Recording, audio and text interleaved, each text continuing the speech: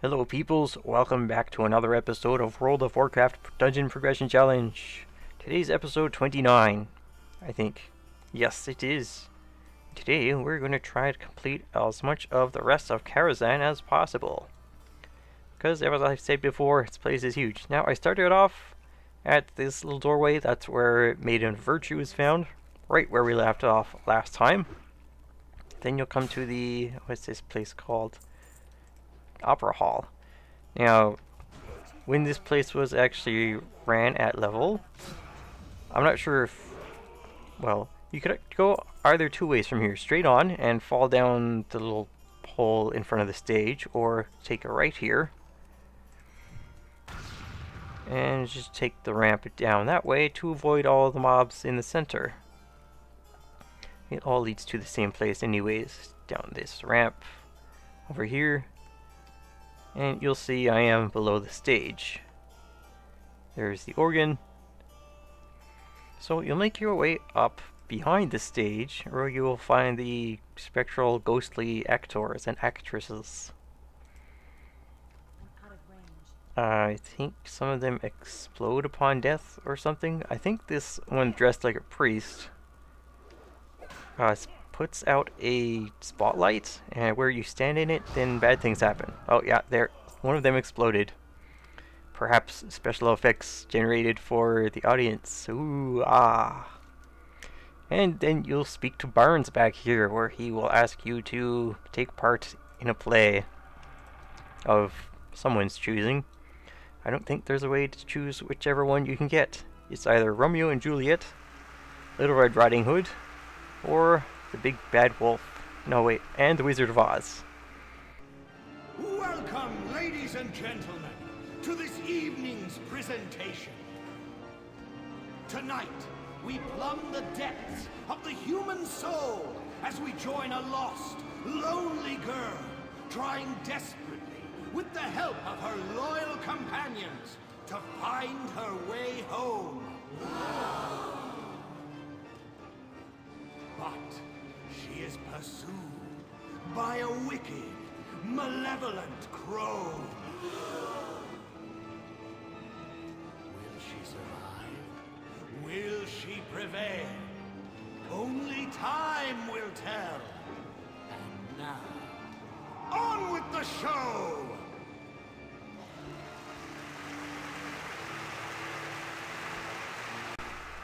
Yay, applause! Thank you, Barnes, for the introduction.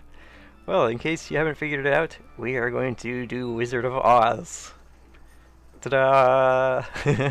There's the Golden Road, the Emerald City. Dorothy has to not infringe on copyright laws and things. She casts Water Bolt. I think she has a heal. There's Roar, who is obviously the lion. Strawman, who is obviously the straw man. Man of straw, what is it? Scarecrow. And Tin Man, or Tin Head. Followed by the crone once you take them all out. Now this doesn't really follow the story, I don't know why. But you just want to avoid standing in the tornado. Because if you stand in it, you'll be like flung up straight into the air and not be able to move for a while. And that's kind of annoying more than bad. Thank you, everybody. / bow. Exit. Stage right. Da-na-na-na-na-na. I love this music. Okay, that was fun. Now, if you're looking for pets or to complete the achievements ready for raiding 2, ready for raiding, kind of said my words a bit too fast there. Pet battles collect, ready for raiding 2. Little Bad Wolf can drop, but not always, from the Big Bad Wolf encounter. Kinda sucks because it's random which play you take part in, and also random whether the pet will even drop. So yeah, kind of a pain in the butt there. So I made my way towards the door at the end of the stage, up the ramp, and towards this archway here. Ooh, this looks nice. 24 strength? That might be better. If this were current, probably not. Let me see. No, what about Quantum Blade? Oh, almost. Well, no such luck. So, if this were current, this would not be better, probably. Because, well, there is no item squish. Post Mist of Pandaria. Oh, just one thing here. There's a boss that I cannot encounter. Nightbane. Through some very long and complicated quest chain and thing, you're able to click on the urn out here on the balcony on the Master's Terrace. Where is it? There it is, this little thing here.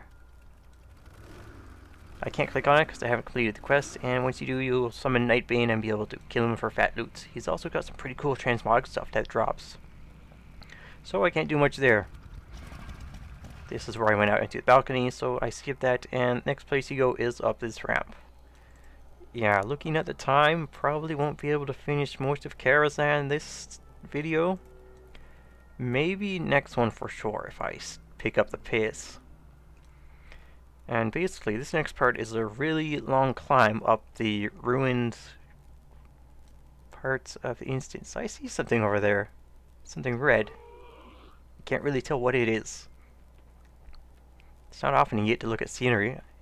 And yeah, look at this place. It's pretty rundown and very derelict. It's pretty straightforward though. And if you get lost, you can always open the map to see where you are, where you're going, where you have to go. And it's a mess. A big mess. Yep. I wonder if you can fall through here. Nope. Invisible floors. Fancy. This place is ripe with magic. So finally, you get to some place that looks actually well kept. I've never looked at the ceiling in this room before. You can't pull these. I don't know if you would want to. It's a big statue of a stone construct, and you make your way through here to the arcane anomalies and the next boss, the curator. Arcane anomalies are kind of interesting in that they put up a mana shield, then you have to deplete that by attacking them, and then you can actually kill them. Curator has the biggest aggro radius even at level 100. Watch this. Isn't it nuts? So he doesn't do much really. He's got this patchwork mechanic where he will do a second attack. Agility ring, nope. Hunter mage warlock tear gloves, nope. He'll do a second melee attack on the off tank, or if no one's in range, the same target, his primary target. And he summons these like sentry energy balls that you have to destroy because they deal area damage. And occasionally he'll run out of energy and recharge. That's when he takes more damage, and that's when you want to deal the most damage to him. And when low on health, I think he enters some frenzy phase. Anyways, make your way past him. You can either take the long way around these ramps and stuff down the floor, or if you really want to and skip things, you can just run to the right of these arcane watchmen onto the floor and straight to the opposite end of the room. Oops. To this ramp. Oh, that was weird. I didn't think those three way off over there would pull. Now, these mana feeders. If you're a caster, you are gonna be in for a bad time because they do not take any damage at all from magical abilities. Only melee, so you'll have to hit them with your staff, dagger. I don't think wands work because, well, they usually have a magical property or affinity to them. So if that happens, you could probably look in your bags for something you can use, or just take off the wand and punch them to death. Hopefully it won't take too long, even though casters have very low attack strength. But yeah, like I said, very straightforward. Always look at the map, make your way through here, and try and make sure not to fall. Go away. Because you do make your way up this place quite far. And it would be kind of bad to fall and die on the floor below and go splat. As you can see, Medivh has kept quite an extensive collection of books and magical tomes, and probably a lot of useless stuff in there too. You know, there's a lot of it, so there's bound to be something that you can't use. And what library wouldn't be complete without its own secret moving bookshelf? What? That's awesome. The next boss is behind here. Come on, guys. Thank you. Took you long enough. Oh, I've never seen this model before. Alright, that's pretty cool. Okay. Next boss, forget the name. It's not Thorngrin the Tender. Terrestrian Illhoof and his homunculi. They all cast firebolts. No, not if I line of sight you guys to get you down here all at once. There you go. Some people like to charge into caster mobs and mess things up, but come on, I'll be smart here. Line of sight. Terrestrian Illhoof. He'll start off by summoning a little imp. Shadow Bolt. There he is, Killwreck. You kill Killwreck. Killwreck places a curse on Terrestrian, which increases his damage taken. He's like, oh, ouch. Oh, and he will also open a portal to summon a bunch of smaller imps. You have to kill those. And occasionally, he will, I guess, place a player here in chains that have to be destroyed before they are sacrificed and killed. Okay, back up to the secret bookcase room. So cool. I want one. Maybe. Well, I kind of want one, but I don't have room for it. Now, let's see how high we up here are. Wow, okay. So, this is the opposite ramp we made our way to. This is the little arcane elementals. And up there is the curator. And we do still have some place to get even higher in this place. So up here you can go left or right. Go left. Always. You can check out the map, see if you want to go somewhere. Left is a dead end, but there is a boss here. Who is... Shade of Aran. He has no threat table, I don't believe. He'll just cast all kinds of mage spells. Oh, are you kidding me?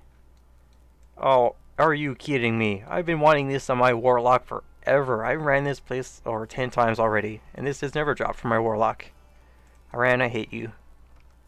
If only he were a humanoid, I would chop him up with my Genji knife set. Oh well, that's RNGesus for you. Alright, back down here where you chose to go left or right. Now you don't have to kill Aran to proceed in the raid like you do most dungeons. You know, kill bosses to move further in. Moving here, up the ramp, up this way. What is down there? Yeah, you can get quite a nice view crawling up and around this Guardian's library. And the whole place is destroyed and kind of floating. It's pretty cool looking. You enter this room, the sorcerer's shades turn invisible periodically. Sometimes you'll walk into them and aggro the room. Kind of sucks, but it doesn't matter if you're high level. Oh, before I forget, where is... I'm looking for a certain little book on the ground. Sometimes there are little books that you can click on for buffs and things. Well, I can't find one here. They are all calling me a liar. What's the next boss? Nether Spite, from the looks of it. Magic book, where are you, magic book? Magic book. Wait, no, it looked a bit different. I thought that was it. Oh, look, I aggroed all the spell shades. Cloth belt, nope, cannot use that. Well, whatever. There are some books you can click on to get a buff, and they can be traded between players because certain buffs are more appropriate to healers, melee damage dealers, casters, and so on. There are some ethereals looking to rob the place. Perhaps Medivh has some books and secret tomes of value. Now, where is Nether Spite? I think you want to go up? Yes. Because over that way is towards the end of the dungeon. Alright, gonna finish off with Nether Spite in this video. Because I'm almost out of time. So make your way into the observatory, Celestial Watch, where you will find Netherspite. This was a, well, if I were closer to 80 and I wanted to solo this, I really couldn't. Because it's like a 3, you need at least 3, maybe 6 players to do this. 3 portals would spawn around the room and shoot a beam directly at Netherspite. What you have to do is intercept those beams to get a buff and to keep Netherspite from getting those buffs. And also, when you stand in a beam, you also get a debuff, preventing you from standing in it again for some time. That's why you need 2 sets of 3 players.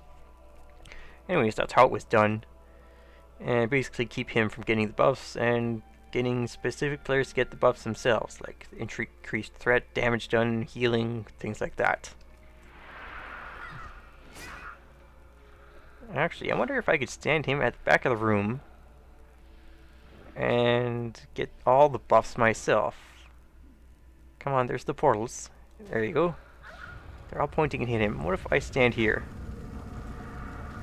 Yay, alright, what's this? Damage taken reduced. Defense increased. Health increased. That's for tanks.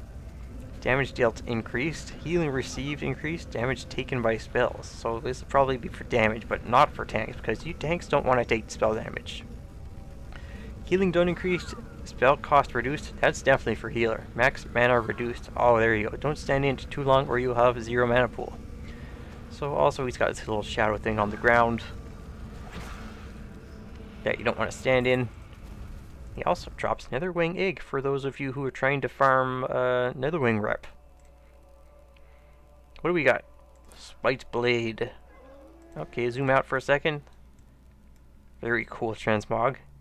Believe it or not, that's a one-hand sword. It's just really huge on female humans. And Mantle of Abramus. Strength, Stamina, Dodge, 2 sockets. That would give me 8 additional strength, so plus 2 strength, but I'd lose 7 crit. It doesn't look like much, but not an upgrade, really. It would be. I'm still using Anchorage Shoulders. And let's look at the debuffs lastly. Unable to absorb the effect of Nether Portal, Serenity, Dominance, and Perseverance. Okay then, this has been episode 29 of World of Warcraft Dungeon Progression Challenge. Can I look up in this? Nope. If you like this video, leave a like, lets me know what people want to see, and if you want to follow along with the series or anything else on my channel, feel free to subscribe as well. Okay, next time I'm going to do the rest of Karazhan, then maybe Gruul's Lair, Magtheridon's Lair, or both. And until then, be swell, stay well, and farewell.